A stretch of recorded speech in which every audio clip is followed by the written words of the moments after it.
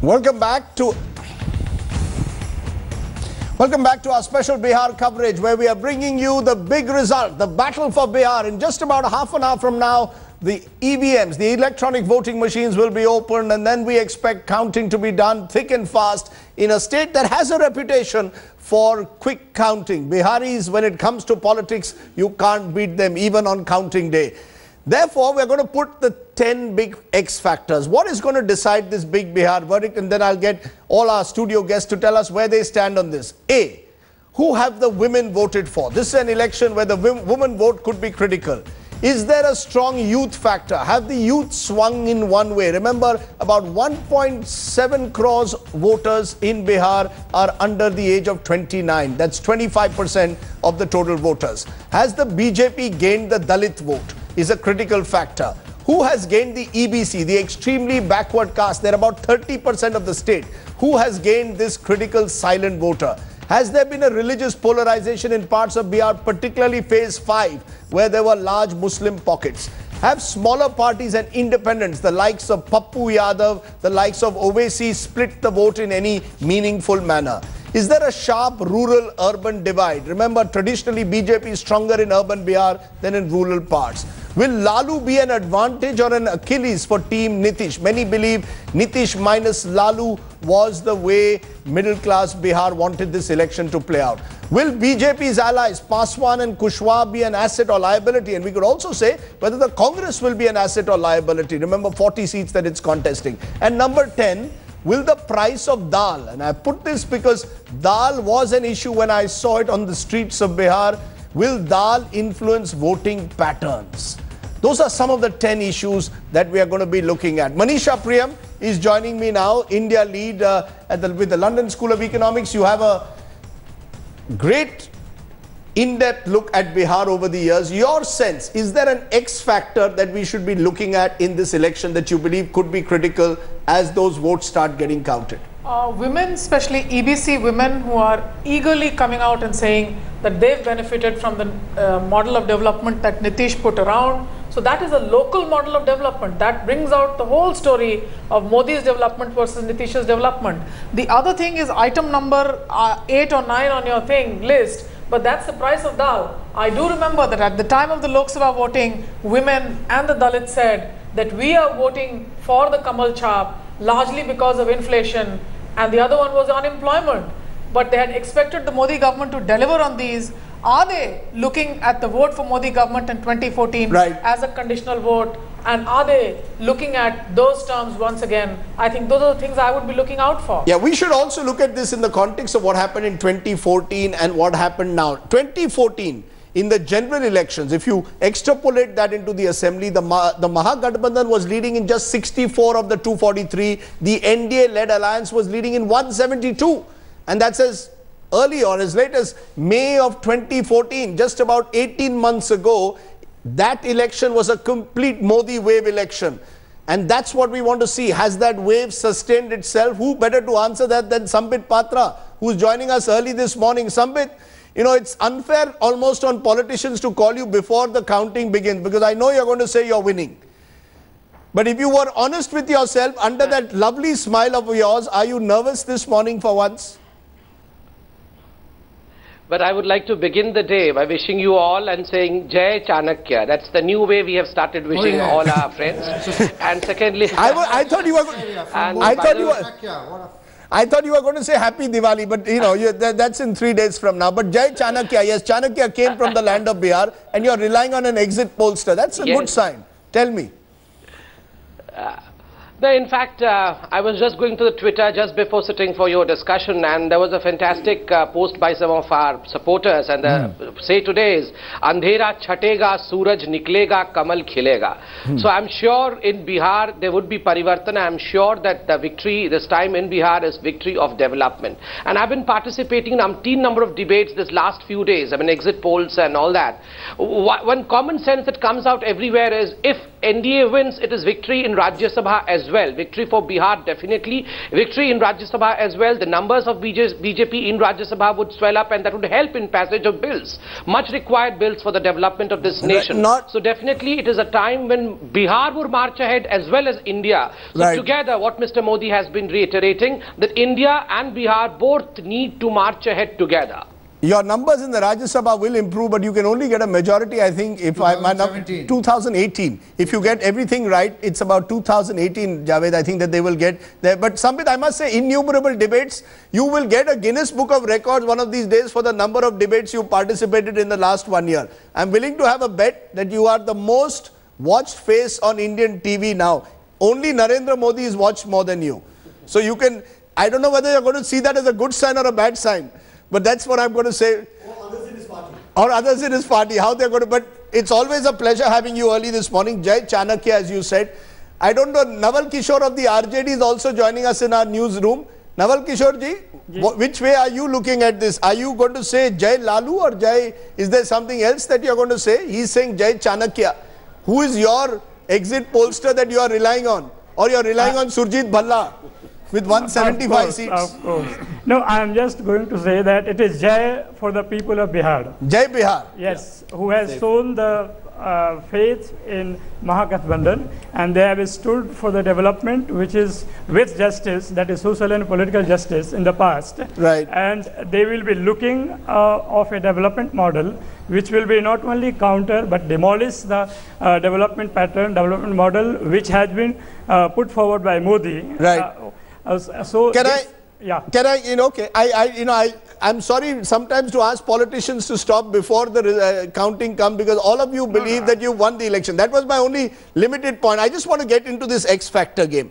There are these 10 X factors that I've listed, and I just want 15 seconds from each of you as to which is that X factor that you believe will be critical come this evening. Veer, quickly. There's actually an 11th X factor which I didn't think was on your list, and that's the personality factor. The reason they won in 143 constituencies effectively in the Lok Sabha election was because of Modi's... well, as much as 172 if you add the allies. Which was entirely because of Modi's own charisma and the belief people had in him. This time around, we'll have to see if that charisma still holds, if it's fading, and if in an assembly election people are swayed by Nitish's record, because from what I can see, there is very little anti-incumbency against him. Okay. Yeah.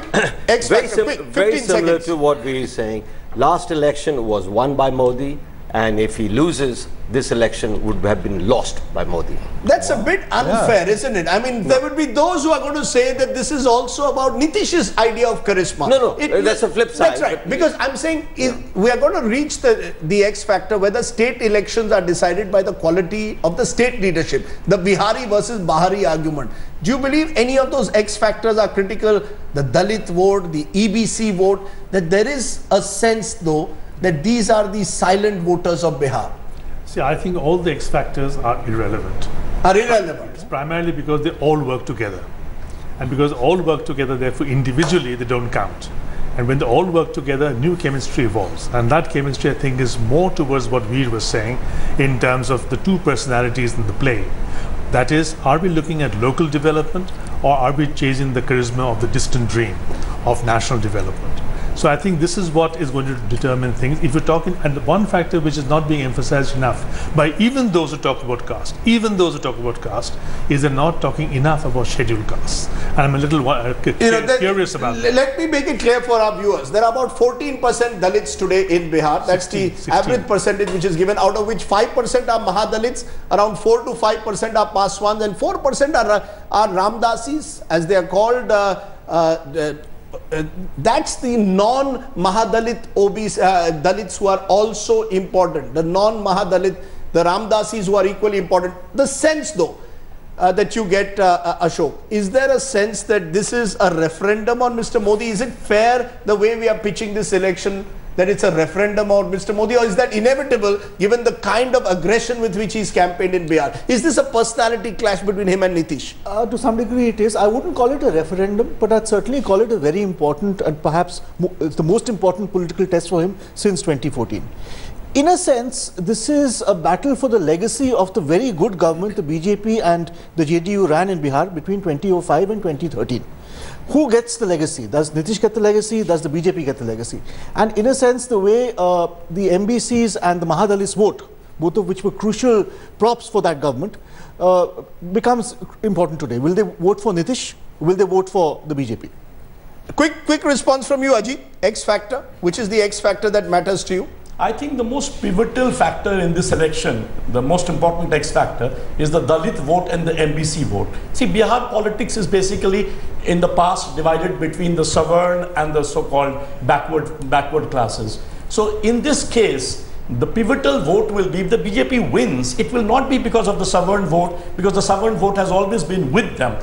Because of the drama of Manji that took place just a few months ago before the poll, that will switch the election on the other side. That's an interesting thing, because traditionally Nitish did very well. I'll just come because we've got Mr. Maji who's been speaking to us. Traditionally, Maji helped Nitish in the last few elections. He pulled the Mahadalits. Nitish got a significant element. It's only 4 or 5% of the population, but it made a difference to the overall tally of the JDU. This time Maji is with the BJP. How much of a difference will that make? Paswan and Maji on one side. Listen in for a moment to Jitin Ram Maji.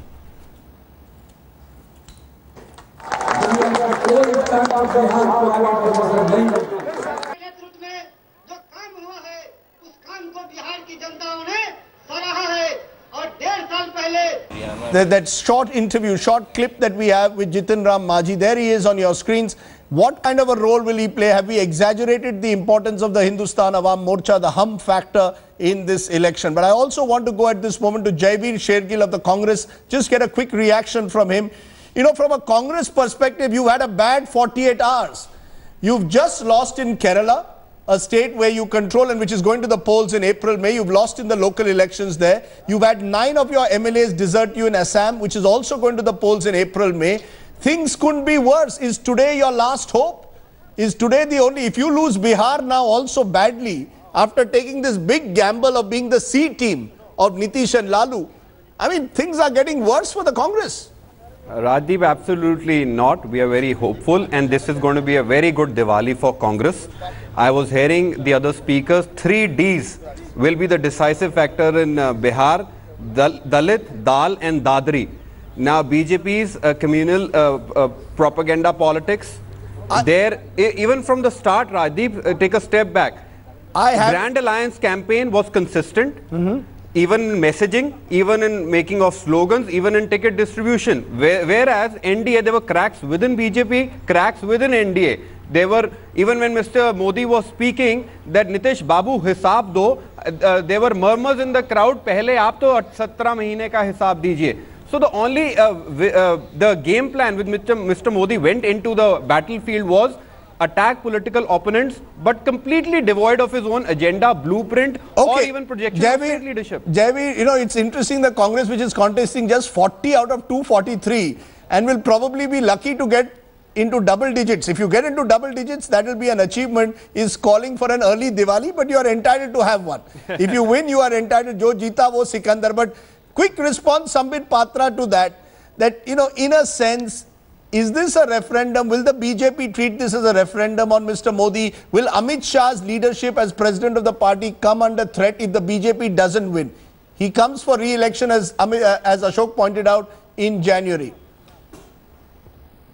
See, as far as Mr. Modi and Mr. Amit Shah are concerned, the referendum on both of them was conducted way back in 2014, and Mr. Modi, I believe, is the one politician of this country who is faced with an examination every second day. Every election, we begin with this kind of word, whether it's a referendum on Mr. Modi. I'm thankful that Mr. Modi has passed exams after exams to be one of the most liked Prime Minister of the country today, and that's the reason, not just in country, even internationally. What the Forbes list says that with the 9th most admirable personality in the world. So leave aside whether it's a referendum on the Prime Minister or not, the Prime Minister is working for the country. As far as Mr. Amit Shah is concerned, we have seen Mr. Amit Shah, the charismatic personality, a different kind of organizational man, the man who took UP to a different kind of story altogether. 73 seats, no one predicted, no one expected way back in 2014. Thereafter, states after state, we have marched ahead. I'm sure Bihar, we are doing extremely well, but this is a referendum for development of Bihar. It's People not. of It has Bihar no want effect. Bihar to go ahead. It has no effect, therefore, you're saying on whether Amit Shah stays on as president or not. Do you agree with that, Javed? Are there BJP leaders who are simply, let's be honest, one of the hidden stories that I find of this election, you talk to BJP leaders privately, and some of them actually want to see the BJP not do as well as, as maybe a Chanakya is predicting. I have never seen that happen to this party before. Why is that? Are there those who are just jealous of the success of Narendra Modi and Amit Shah or feel marginalized in the BJP today? I'm not so sure if it's jealousy, but it has a lot to do with their working style. The way, Mr. Amit Shah is seen as this domineering force. He's riding roughshod. He was till 2014 just an MLA, just a minister in Narendra Modi's government, and suddenly he's become the president of the National Party. To say, I'm not so sure if this is a referendum, but both Mr. Modi and Mr. Amit Shah, if they lose, I'm not saying they will, but if they lose, they cannot remain unscathed. There will be consequences. Let's just settle this. Are state elections a referendum, Ashok? I mean, am I sitting in the studio now as usual looking for my masala and saying, look, the masala is that if the BJP loses, Amit Shah is in trouble. And is there a section within the BJP, is this true, that actually wants to see the BJP lose this election? No, that I don't know. Obviously, there are factional groups in all parties, but I wouldn't use the word referendum, because I don't think what is being judged here is how well Modi has done as Prime Minister. He's got achievements, he's got failings as well. I think it is a very important political test, because if Nitish Kumar wins, he emerges as a possible face for 2019. It opens up the race for 2019, perhaps prematurely and before Mr. Modi expected.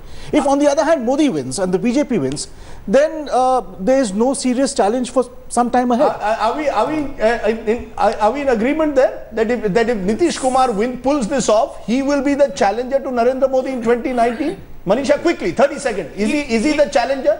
He will be the rallying face around which a lot of, maybe even the dissidents of the BJP could get around to. But we are only in 2015. 2019 is a long way away. There's a UP election. There are many more elections. Yeah, but there aren't leaders like him. Just on the referendum factor, I do think the voters were talking about a couple of things about the non-performance of the Modi government. Now, if those were issues that the voters were discussing, and the extensive campaigning and the extensive going around by Mr. Amit Shah in all the constituencies, would mean that this, in very large populous North Indian states, there is some opinion formed at the popular level about these two leaders that are leading the party. The fact is, just 18 months ago, these leaders took them to a big victory in UP and Bihar. But nothing lasts forever. No, nothing lasts forever. Yes, no mandate in perpetuity. No, but the fact is, they have failed. Last year. Let's be fair. Let's be fair. Yes, it's a question of style, Rashdeep. Everybody compares this government to the last BJP government, but Mr. Vajpayee's style was consensual. He didn't have a majority.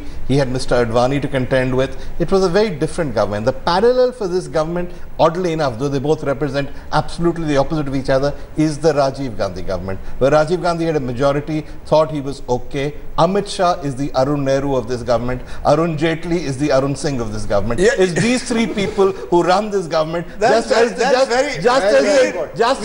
the masala. You given me the masala for the thing. Arun Nehru, Amit Shah is the Arun Nehru of this government. I'm going to remember that. But I interrupted you, Dipankar, on the issue of the Dalit vote before I take a break. No. There is a sense that this Dalit vote, along with the EBCs, is going to be critical in this election. Forget religious polarization, forget those issues, it's there. And there's the Muslim factor. There are as many as 40 seats. I want to tell our viewers there's 40 out of 243 where Muslims will decide who wins. And that doesn't happen in most other states. That's critical in this election. Muslim factor aside for the time being, and I'll come to the other issues later on, because EBCs and Dalits are very, very different communities altogether. But if you look at the Dalit factor, for example, let's take Gaya, Nalanda, Vaishali. Yes. And three different parties have won these elections. Gaya was won by the BJP in 2014. Yes. Vaishali was won by Paswan, and Nalanda by JDU. And they have similar scheduled caste configurations, all these three. So if you're talking scheduled caste alone, that doesn't really work that well, because different parties have won in constituencies with identical scheduled caste numbers, number one. Yes. Number two, we talked about who will win and what will happen. What we're missing out is the Congress factor. so far at least, very rarely have Congress and BJP not been the binding cementing factor into all coalitions. So Congress probably is salivating right now that if JDU wins, then they'll again come around Congress, and Congress will be a player. You know, the Congress is no. Let's be honest. A party which has contested 40 out of 243 is clutching at straws. Quick, 30 seconds. I'm running out of time, Ashok. We've been working on the assumption in the past few days that Nitish is the strong face of the Gathbandhan and Lalu is the Achilles heel. Yes. I have a feeling Lalu has actually delivered his Yadav Muslim votes. Absolutely. What is up for question is whether Nitish has had the organizational capacity to deliver his OBC, MBC. So you think there's even a possibility that actually Lalu could get more seats than Nitish? Because this is one theory, and that could change equations a lot. Ajit, I'll come to you in a moment. Let me take a break. Into the break, let's listen into Chirag Paswan. Like every other party, the sun is rising. The sun is rising within the RJD, two suns, Tejaswi and Tej Pratap, but there's a sun rising also in the Lok Jan Shakti party. And in fact, Chirag Paswan's posters today are even bigger than that of his father. Listen to him, and then we'll come back with much more. Counting about to start in 10 minutes from now. मैं God fairing हूँ, तो इसलिए ऊपर वाले पे विश्वास रखता हूँ, तो ये सब ज़रूर मैं करता हूँ, ऑन अ रेगुलर बेसिस पूजा कर लेता हूँ.